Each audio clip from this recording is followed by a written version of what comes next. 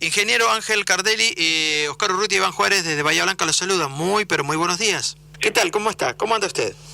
Bien, bien, sobreviviendo, dijo Víctor Heredia. Ay, bueno, no es poco, ¿eh? No es poco. No No es poco, sí, sí.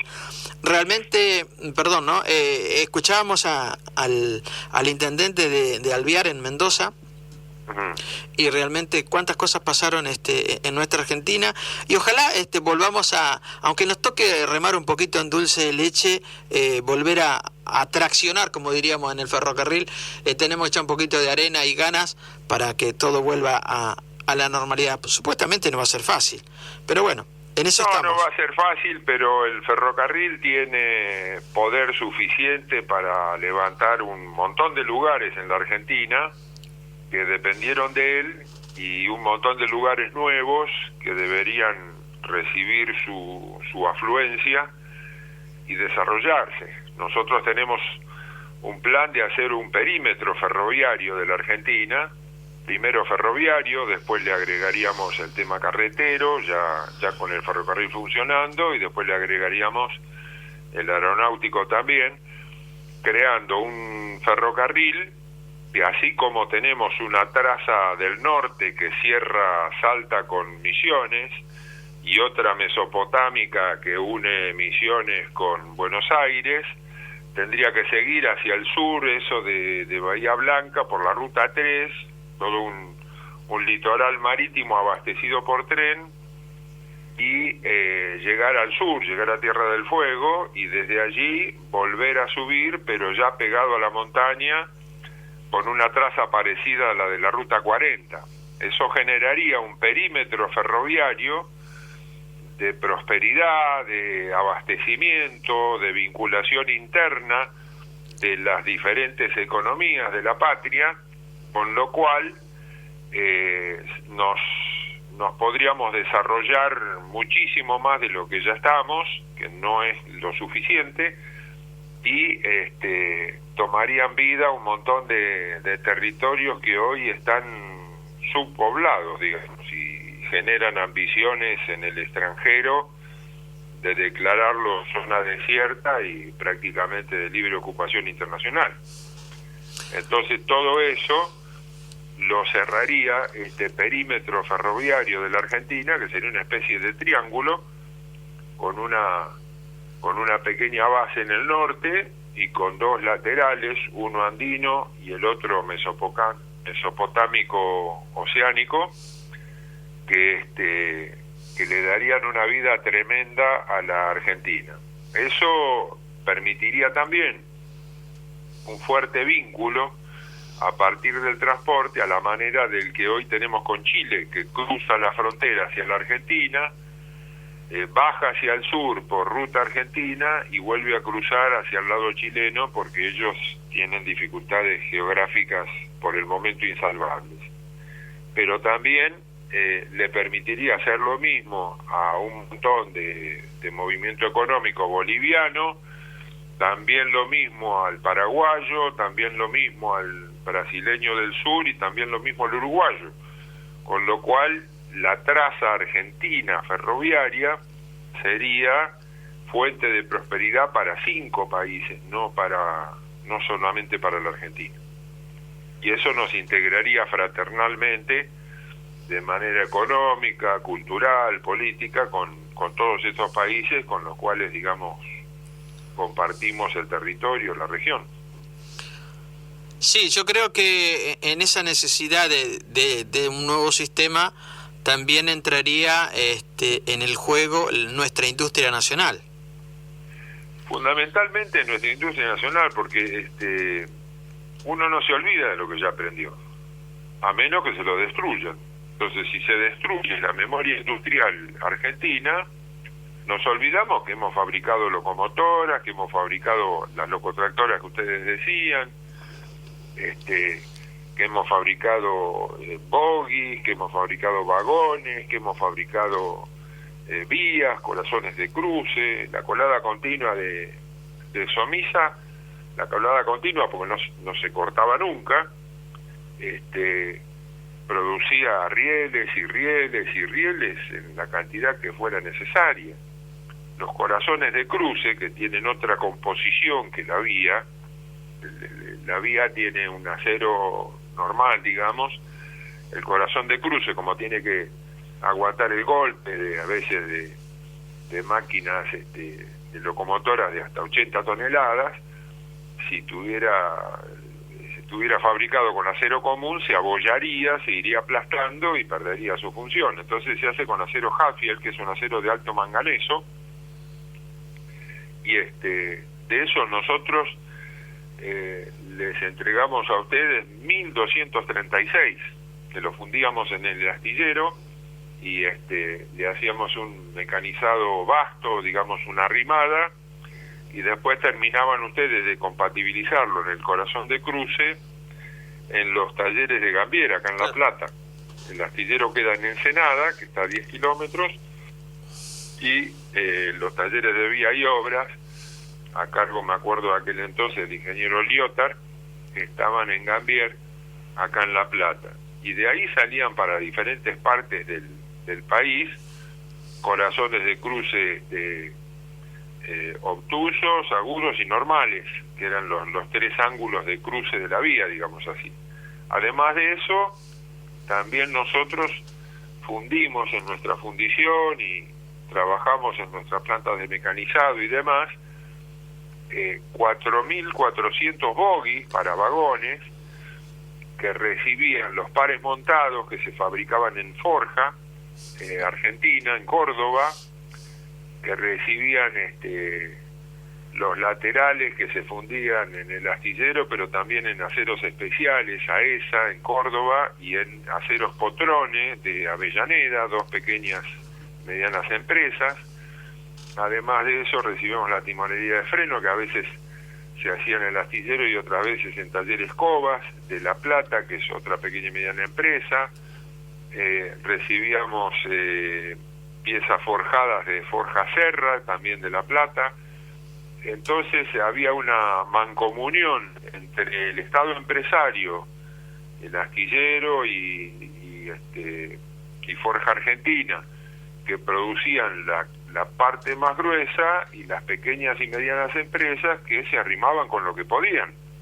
Con lo cual, la gran escala del Estado empresario terminaba teniendo de satélite a la pequeña y mediana empresa. Muchas veces me preguntaban por qué esto es así. Digo, bueno, es fácil. Las piezas chicas y las tareas pequeñas, la pequeña y mediana empresa privada las puede lograr con mayor eficiencia que nosotros, porque tiene el tamaño de un gato. De un gato caza laucha, caza ratones. Ahora nosotros somos un puma. Si nos pusiéramos a cazar laucha para comer, tendríamos que cazar una carretilla de laucha por día. Entonces lo sensato es que nosotros, que somos pumas, cacemos guanacos, y las lauchas y las cosas chicas se las dejemos a la pequeña y mediana empresa, que son gatos, porque cada uno tiene el tamaño que necesita para su función específica. Entonces Forja Argentina, que tenía que hacer los ejes forjados de acero 1070, tenía que hacer el velo de la rueda, tenía que hacer la llanta, tenía que poner los grandes rulemanes con la caja y qué sé yo, necesitaba una envergadura empresaria que una pequeña y mediana empresa no puede tener. Nosotros, que teníamos que armar el bogie, que teníamos que hacer el bolter, que teníamos que hacer los laterales, que teníamos que hacer el armado, éramos la industria terminal, por así decirlo, también teníamos un tamaño que para una pequeña y mediana empresa es un problema.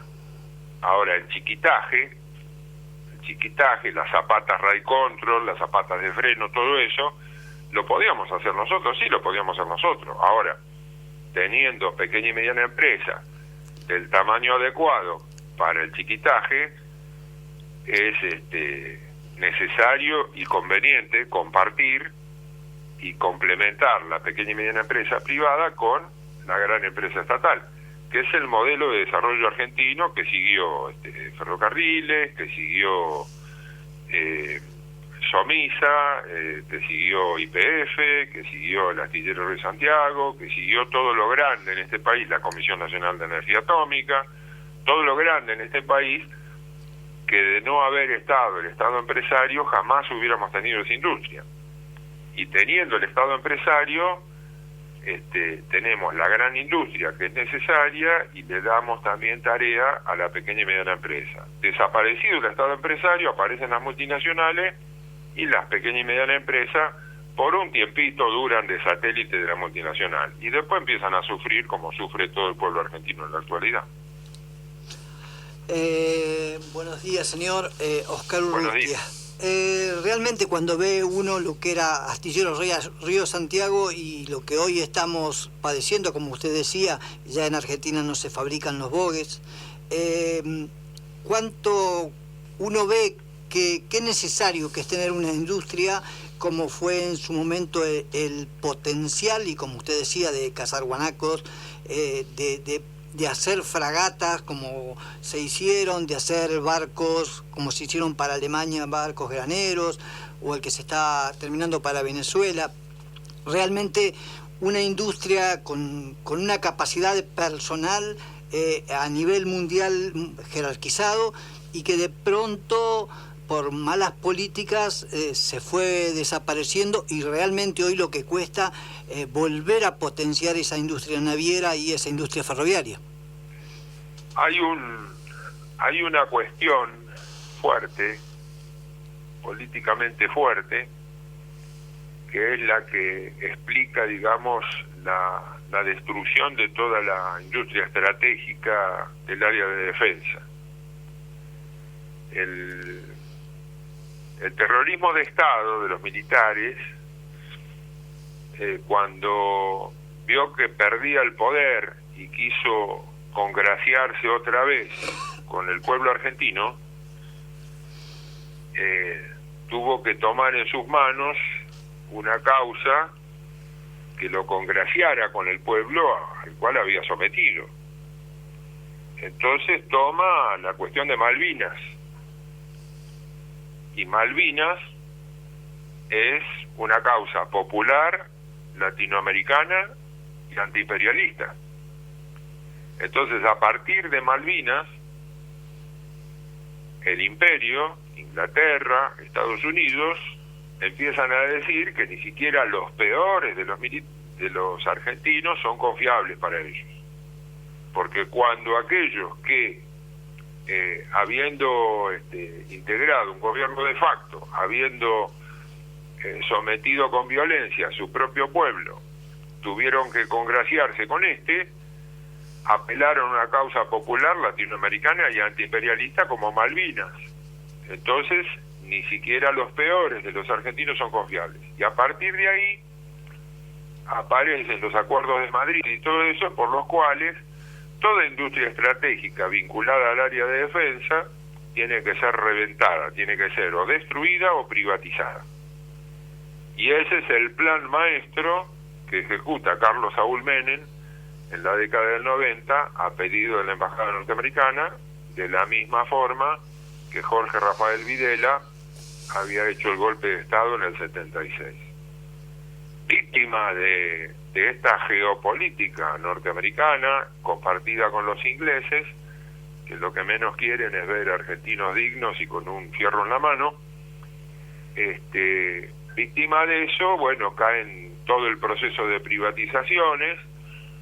Se dan cuenta ellos que el ferrocarril, por ejemplo, en manos del Estado es una herramienta de desarrollo, mientras que en manos del privado lo pueden destruir fácilmente, lo pueden cooptar, lo pueden corromper, lo pueden cerrar, pueden levantar ramal que para, ramal que cierra. Recordarán ustedes, cirugía hasta el hueso, que llegue el bisturí hasta el hueso, el cuchillo que llegó al hueso, y así destruyeron lo que en manos del Estado era una herramienta de desarrollo y ahora está en estado de vida latente, digamos así. Ahora bien, la traza ferroviaria argentina es una traza exportadora, es una traza que tiene al puerto de Buenos Aires como punto central, y de ahí salen los diferentes rayos, uno a Mendoza, otro al sur, otro al norte, otro al noroeste, y es una traza de un puerto exportador. La traza que nosotros proponemos es una traza que fortalece el mercado interno. Imagínense ustedes, con una estación de tren cada 50 kilómetros por lo menos, todo lo que sería la vida al pie de la cordillera de los Andes, con una estación de tren cada 50 kilómetros por lo menos, lo que sería todo el litoral atlántico, con un transporte que es mucho más barato, no es un poco más barato que el camión, es mucho más barato que el camión. Y en vez de competir con el camión, complementándose con él, en las cortas distancias el camión y en las largas distancias o medianas distancias el tren.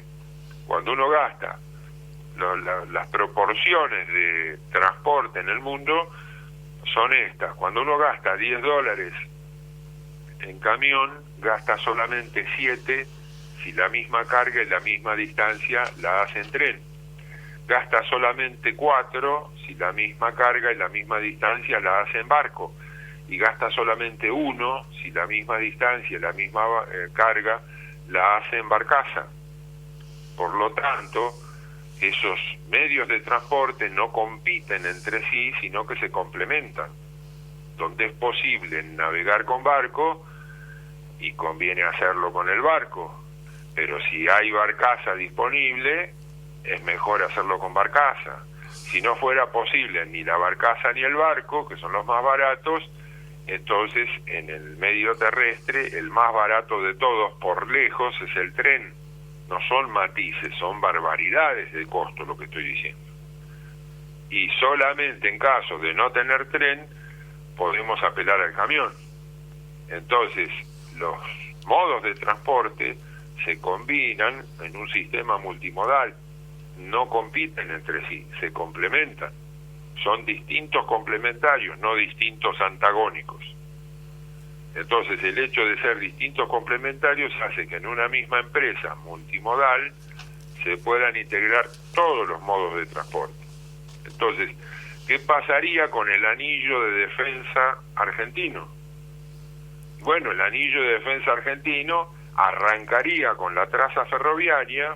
Una vez que tenemos el tren, ya tenemos la facilidad de un transporte barato y a granel, y es posible construir una ruta a una velocidad hoy impensada, porque llega el tren con la carga, llega el tren con lo que sea menester, con las máquinas, hasta con la tierra, con movimiento de tierras, lo que haga falta, con el asfalto, con el portland, con lo que sea necesario.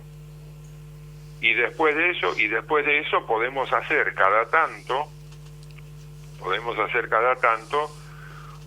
una pista de aterrizaje, como se hizo cuando el conflicto con Chile. Si ustedes andan por San Luis, sí, en la ruta 7, van a ver que hay ampliaciones. Es decir, esta semejante playa que es, bueno, es una pista de aterrizaje, y si miran en la tierra van a ver las tapitas de los tanques de combustible, porque ese es un aeropuerto improvisado de emergencia, de combate, de guerra, para el caso de tener que replegarse, en el caso de que fueran atacadas las y inutilizadas las bases más cercanas a la cordillera. Entonces, si hubiera que replegarse a una segunda línea defensiva, o hubiera que abastecer en lugar seguro a los aviones, pues esas ampliaciones de la ruta y esos tanques la proveerían de pistas de aterrizaje y de reabastecimiento de combustible.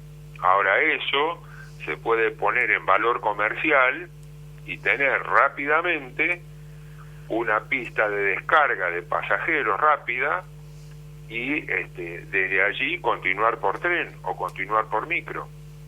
Entonces un sistema multimodal de transporte de pasajeros combina el tren, combina el colectivo, combina el avión en un único sistema, de manera tal de dinamizar eso. Y hay combinaciones, así como hay combinaciones de vuelos en los aeropuertos, también puede haber combinaciones en estos aeropuertos internos de la Argentina de un traslado veloz de pasajeros sin check-in y sin check-out, porque no salen del país y son normas de seguridad exageradas impuestas por el extranjero, sin check-in y sin check-out, que es donde se pierde más tiempo, más que en el vuelo mismo. Entonces, rápidamente, cualquiera que esté en cualquier punto del país, rápidamente puede mudarse de lugar con velocidad, con comodidad, con un sistema multimodal que combine el avión con el tren, con el micro, con el automóvil, con lo que sea menester. Ángel. Sí. Mire, se nos terminó el bloque, nos quedó el tema de la hidrovía para la próxima llamada. Bueno.